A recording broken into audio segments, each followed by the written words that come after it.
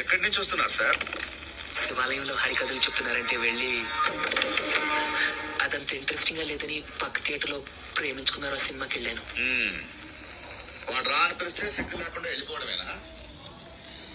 అక్కడేమో మీ నాన్న కంప్యూటర్ నేర్పించాలి, మా వాడిని ఫారెన్ పంపించాలి అంటుంటాడు. నువ్వు ఇక్కడ ప్రేమించుకుందావరా, పారిపోదావరా ఇలాంటి సినిమాలు చూస్తూ ఉంటావు. ఇంతకీ ఏమొచ్చు మనకి?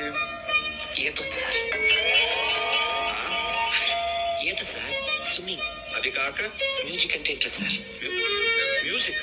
హార్మోనియం మృదంగం వాయిస్తానండి. ఇక్కడి కానీ తెచ్చావా? లేదు సార్. థ్యాంక్స్. ఇంకా బొమ్మలేస్తానండి. ఎక్కడ? రోడ్ల మీద, బోర్డుల మీద? పేపర్ మీదండి. బ్రతకడానికి ఏం వచ్చు అని అడుగుతున్నాను. బిఏ చేశానండి. ఎన్నేళ్ళు? ఓ, త్వరగానే అయిపోయింది. లాస్ట్ ఇయర్ కస్టమర్స్ ఎదురేనండి. సరే, మీ నాన్న నీకు ఏదైనా ఉద్యోగం చూడమన్నాడు. వారం రోజులు ఏదో ఒకటి సెట్ చేద్దాం. నువ్వు వెళ్ళి ఫోన్ చేసి పడుకో.